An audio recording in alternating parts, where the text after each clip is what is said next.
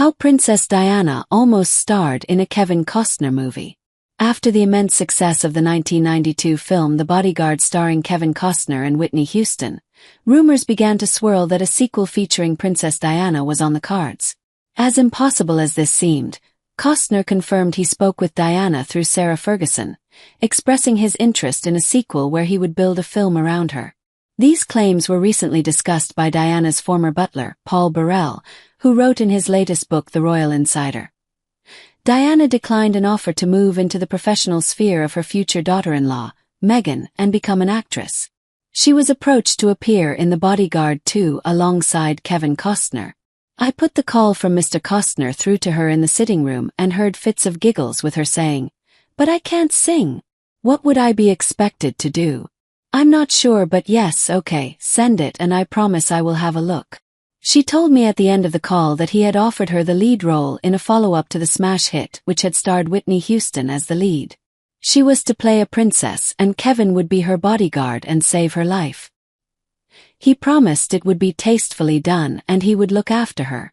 Diana chuckled. He was so charming, but he cannot be serious. But he was extremely serious, and the script arrived for The Bodyguard too. I'm not sure that she ever read it, but she was flattered. She politely declined the opportunity, saying, "It is entirely impossible." However, it seems that recollections may vary when it comes to how Costner asked Diana, and how she responded.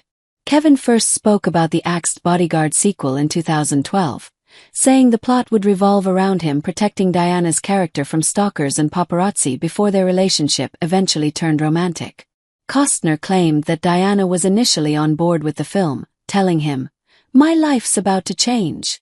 He added that the second time they talked, they agreed on a kissing scene. The Bodyguard was one of the highest-grossing films of the early 1990s, with a worldwide return of more than £300 million.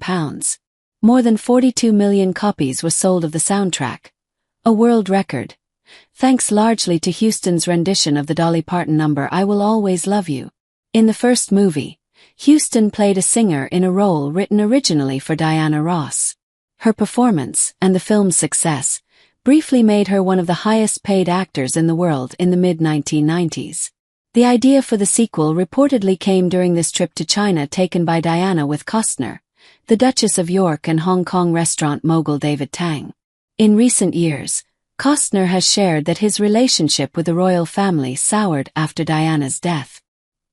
He said on The Howard Stern Show that around a year after Diana's passing, it leaked out he was prepping the sequel with her. "The royal family kind of turned on me a little bit," he said. "And it got actually kind of ugly. And I let it go for a while. It just got uglier and uglier." He told how he reached out to Sarah, Duchess of York, who introduced him to Princess Diana, and asked for help. He said, "Finally I called up Sarah and said, 'Sarah, you need to tell me who is leading the charge there on this thing.' She goes, 'No, Kev, you don't want to talk to them.' I said, 'Yes, I do.' I called them up and I said, 'I'm telling you something, you need to stop because it is true. And if you don't stop, I'm gonna start.' Because it was." At the time Kevin was trying to make a sequel to The Bodyguard, Diana had separated from Charles and was estranged from the royal family. He recalled, "What had happened was I started talking to her through Sarah and I said, 'Look, I'm gonna do Bodyguard 2 and I think I can build this around you. Would you be interested?' And she goes, 'Yes. My life's about to change.' I didn't really go into depth with it, but I thought I understood what she was saying." He added, "She was very sweet and we talked.